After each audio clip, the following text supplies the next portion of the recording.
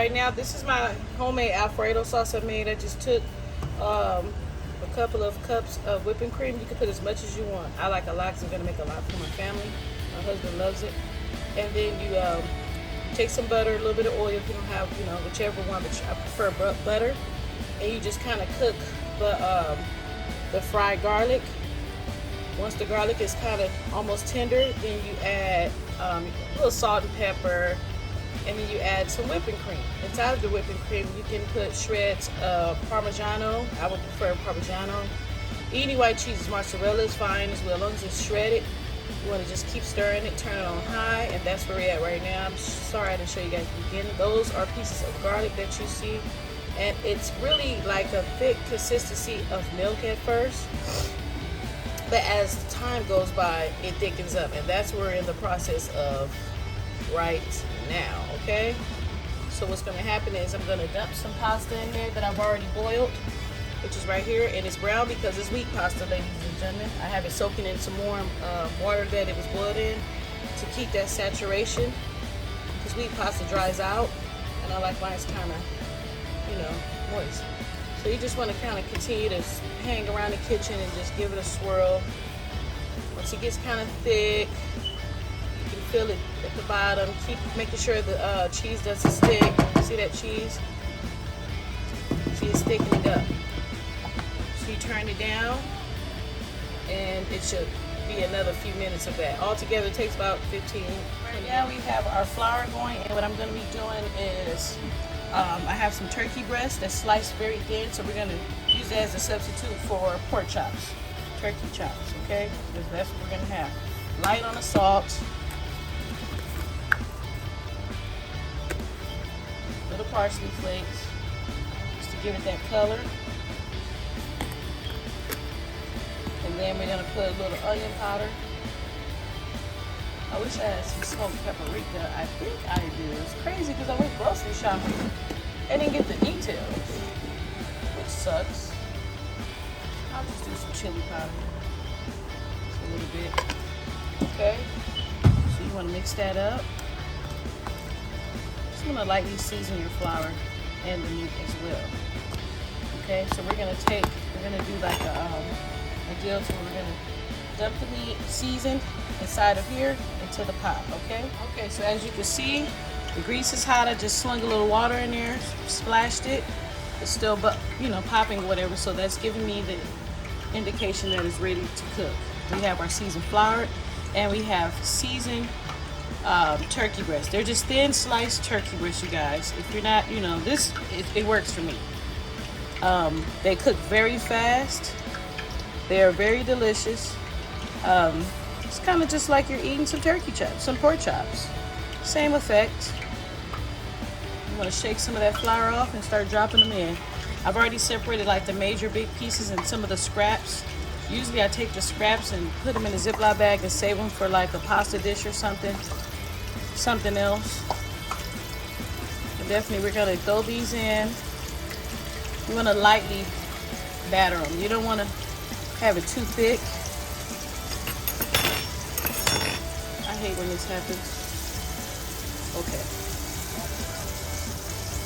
You want to do them till they're golden brown, okay? I do mine till they're golden brown. I don't like them too crunchy because remember, you guys, this is turkey. We know how turkey can be. It gets dry quick. Okay. So, like I said, give it a good shake. Doesn't have to be perfect, okay? Does not have to be perfect. You don't want to pile them in there because they get really messy. So with these, you want to fry them. I say about 3 minutes, 5 minutes on each side on medium-low heat. You can deep fry them, but if you do, they will probably fold up and ball up. I don't know if you're into that, but I don't like that because I'm going to have that pork chop effect. Okay. You just want to do them just until they're brown. It's been about 5 minutes. Let's flip these things over. And that's a golden brown, not fully golden, but it is brown and it has a little crunch to it. You're going to flip it probably one more time. Me, I like to move them around. I don't like them to sit too long. That's how you keep them juicy. So I'll probably fry it hard on this side until it's completely brown, and then I'll do it one more time on this side, then I'll take them out. This end, like I said, we have some wheat pasta. I finally just now drained the water out of it because I wanted to still keep that, you know, I don't want it to dry out. It's wheat pasta, you guys. It dries out fast. This is the sauce, okay? See how thick it is now? You want it to where it's still liquidy, but it's pretty much thick, trust me. Because once you add the pasta, remember you guys, it's going to saturate most of that. You need it kind of liquidy. So I'm going to start adding the pasta in right now.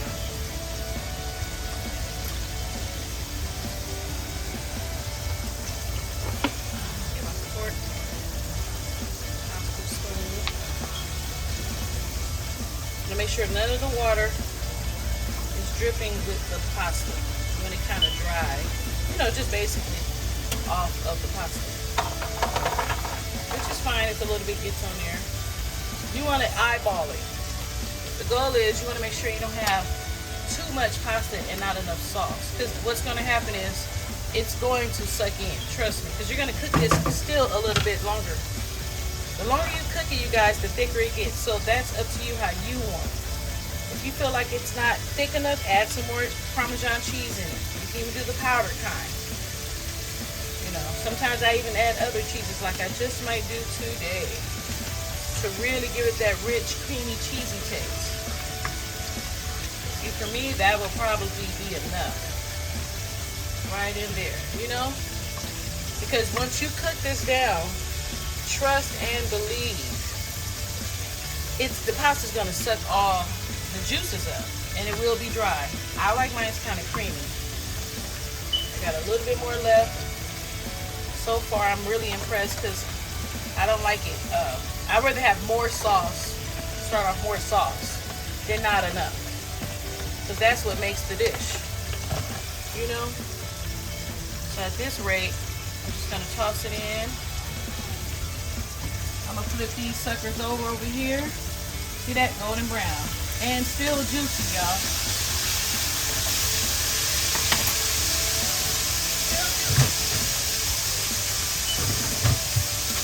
Pull out some Fiesta cheese, shredded thin one, just a little bit in there just to give it a little thickness. I'm gonna put a top on there halfway so it can vent out and won't sweat. This dish can be really, if it's done right, it can be really good. It's real easy on the money because Alfredo sauce is very expensive. Just get you some whipping cream, y'all, and do it yourself. You can make way more and it tastes way better when you do it yourself. And you can feed more people. That's the goal. You know, we can eat off of this for at least 2 days. So what you do is you let that sit. Okay, see it's starting to get kind of thick now. You see it's thickening up. It's pretty much done. You put a top on it halfway. You just want it halfway. You want it to vent, you know, kind of vent out and leave it on low. See, these are about done. And they look beautiful, you guys. Beautiful. Look at that. Beautiful. Golden brown. Not really a golden brown. You want it kind of like a light skin brown. Like Keisha Cole brown. Because they're like chicken strips. You know, that's all they are. But they're thinner. A little bit thinner. Some of them look like chicken strips though. I'm going to put some in here and I'm going to show you how the ones look when they're on the paper towel. Just get you a paper plate or anything you guys got, okay? I'm not here to, this is a no judge zone. I'm just here to cook and show you how I do it because I enjoy cooking.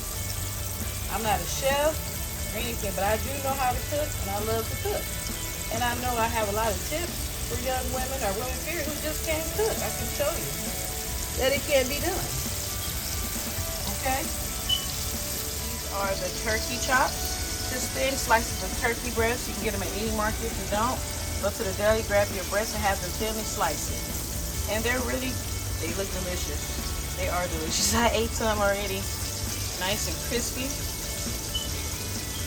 Look at that texture. Okay guys, so we're gonna make us a plate. We need one good piece of that one. And you know, it's a nice little dish. You get done, beats the heat, like I always say in the summer. rice over here. He takes me this pasta. Watch when y'all see this pasta, how thick it got. Look at that. Thick.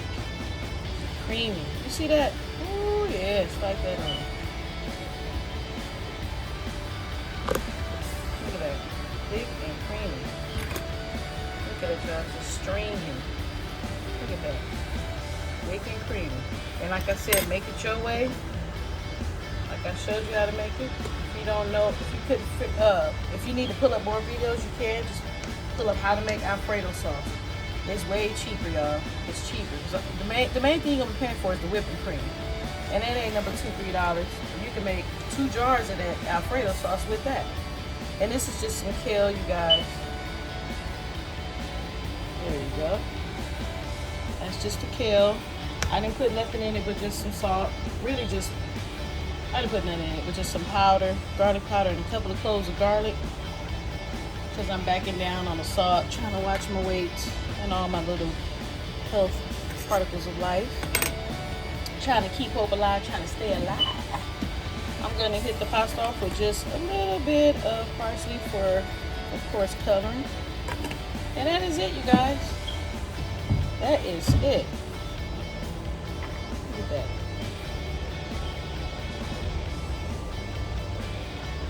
It's just some regular kale that I got from the frozen section. Put it in a Tupperware with some water. Let it cook for about 10 minutes in the microwave. You can put it in the pot. I'm trying to beat the heat, you guys. It's hot. See that crunch? It's nice, it's soft, see? Still crunchy. With all that being said, you guys have a blessed day. And I thank you again for watching. I love you guys so much. Stay blessed and stay cool.